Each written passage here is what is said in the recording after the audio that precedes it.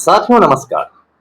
पटना बिहार से मैं Amitabh Kumar Das, IPS 94 batch, और आप देख रहे हैं मेरा अपना यूट्यूब चैनल दास बोले बिंदास। क्योंकि जब बुज़दिलों ने मुंह में दही जमा लिया हो तो दास का बिंदास बोलना जरूरी हो जाता है। साथियों, बांकीपुर उपचुनाव में भारतीय जनता पार्टी की चटनी बनने वाली है और अब उसे भगवान राम भी नहीं बचा सकते। वीडियो को आखिर तक दिल थाम कर देखिए। साथियों, बांकीपुर पर मैंने पहले भी 2-4 वीडियो बनाए हैं। पटना के शहरी इलाके की एक असेंबली सीट है, विधानसभा क्षेत्र है बांकीपुर। बांकीपुर से नितिन नवीन कई साल तक एमएलए रहे, विधायक रहे। बांकीपुर को पहले पटना पश्चिम यानी पटना वेस्ट के नाम से जाना जाता था। नितिन नवीन बिहार सरकार में मिनिस्टर भी रहा था।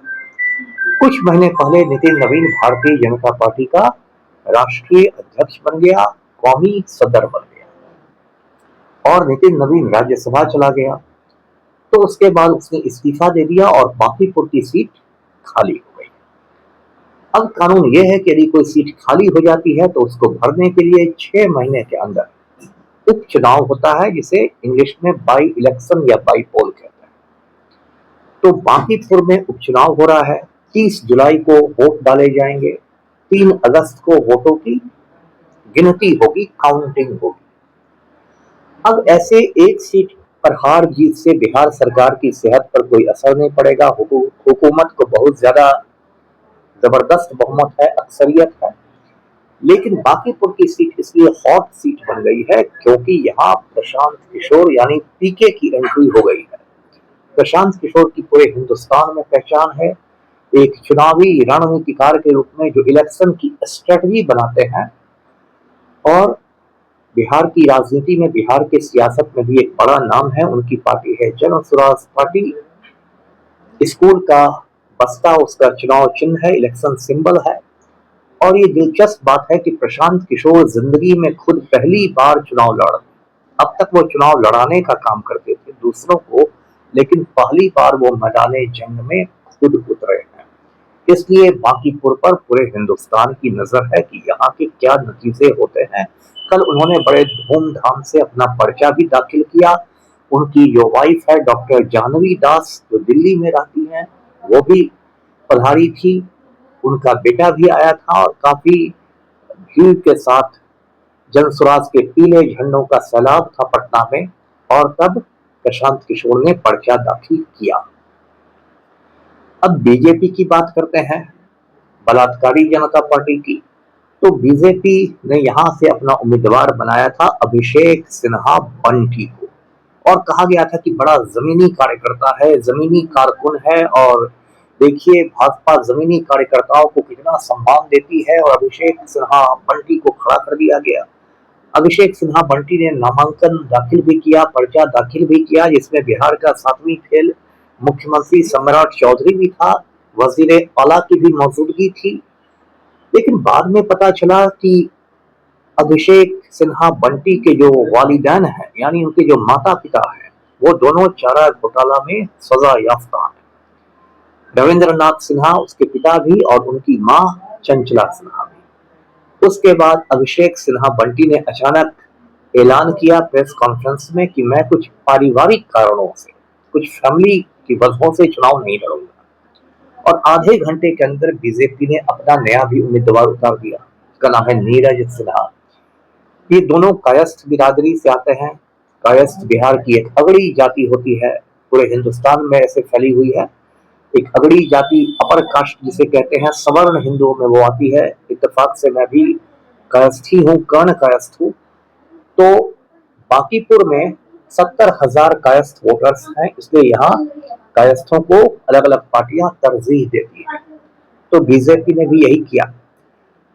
लेकिन नीरज सिन्हा भी वैसा ही, मतलब मुझे तो ऐसे आदमी को बिहार की बोली में बकलेल कहते हैं, बकलेल लगता है।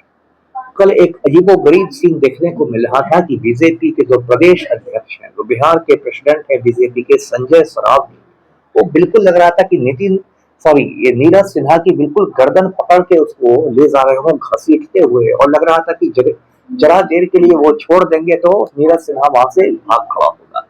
और नीरज सिन्हा से जो मीडिया वाले सवाल कर रहे थे वो सवाल का जवाब नहीं दे पा रहा था, इधर उधर लोगों का मुंह देख रहा था।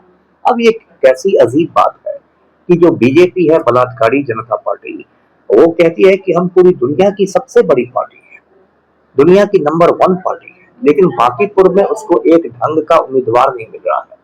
इसी को कहते हैं ऊंची दुकान फीका पकवान। अब बांकीपुर से राष्ट्रीय जनता दल ने भी अपना कैंडिडेट खड़ा कर दिया है। रेखा गुप्ता लालटेन लेकर घूम रही है।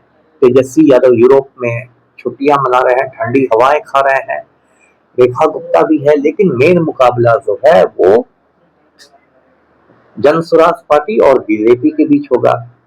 एक तेज प्रताप यादव की भी पार्टी है, जनशक्ति जनता दल, उसने भी खड़ा कर दिया है। एक महिला है, एक खातून है, मिसेस वीणा मानवी, उन्हें खड़ा कर दिया। कल अचानक वीणा मानवी को एक फालतू केस में पुलिस ने गिरफ्तार भी कर लिया, उस पर भी काफी ड्रामा हुआ, फिर उनको कोर्ट ने जमानत दे दी। तो ये सब चल रहा है, लेकिन एक बात अब पक्की हो गई है कि प्रशांत किशोर की आंधी है बांकीपुर में, और आंधी में बीजेपी वाले बिल्कुल उड़ जाएंगे। बांकीपुर में बीजेपी का मतलब हो गया है भागो जनता पीटेगी। उसी को मुख्तसर में संक्षेप में बीजेपी कहते हैं। कोई बीजेपी को वोट देने के लिए तैयार नहीं है। बीजेपी की हालत ऐसी पतली है कि सम्राट चौधरी की भी सांसें अटकी हुई है और नितिन नवीन की भी सांसें अटकी हुई है, क्योंकि बीजेपी यदि हारती है बांकीपुर में तो 2 लोगों की नाक तो कट ही जाएगी। एक तो 7वीं फिर मुख्यमंत्री सम्राट चौधरी की नाक कट जाएगी, दूसरा नितिन नवीन की नाक कट जाएगी कि ये भाजपा के राष्ट्रीय अध्यक्ष हैं, कौमी सदर हैं और ये अपनी सीट नहीं बचा सके। और हो सकता है बांकीपुर के रिजल्ट के बाद बिहार का चीफ मिनिस्टर भी बदल जाए, एक नया वजीर आला बिहार को मिल जाए, सम्राट चौधरी की छुट्टी हो जाए और नित्यानंद राय नया मुख्यमंत्री बन जाए। ये भी 3 अगस्त के बाद हो सकता है। तो ये बांकीपुर का किस्सा है साथियों। बांकीपुर में एक अच्छी बात मैं आपको बता दूं कि यहाँ से एक प्रिया किन्नर चुनाव लड़ रही है, जो ट्रांसजेंडर है। यानी जिस ट्रांसजेंडर का मतलब आप जानते हैं, जो ना मर्द होता है ना औरत होता है, वो एक तीसरा जेंडर होता है, जिसे बोलचाल में हिंदी में जिसको किन्नर कहते हैं। पहले कुछ और कहा जाता था, लेकिन अब वो नहीं कहा जाता है। तो प्रिया किन्नर लड़ रही है और ये स्वागत की बात है। प्रिया किन्नर जीतेगी नहीं ये मैं भी जानता, लेकिन मुझे अच्छा लगा वो हाथ में भारत का संविधान लेकर आई, हिंदुस्तान का आईन लेकर आई, कॉन्स्टिट्यूशन लेके उसने पर्चा दाखिल किया। तो ये एक बहुत अच्छी बात है बिहार जैसे चौपट राज्य में, बिहार जैसे पिछड़े राज्य में, कि जो किन्नर है, जो ट्रांसजेंडर्स हैं, वो भी समाज की मुख्य धारा में शामिल हो रहे हैं, मेन स्ट्रीम में आ रहे हैं। तो साथियों, ये था किस्सा बांकीपुर का। वीडियो को लाइक कीजिए, शेयर कीजिए, चैनल को सब्सक्राइब कीजिए। धन्यवाद। जय हिंद।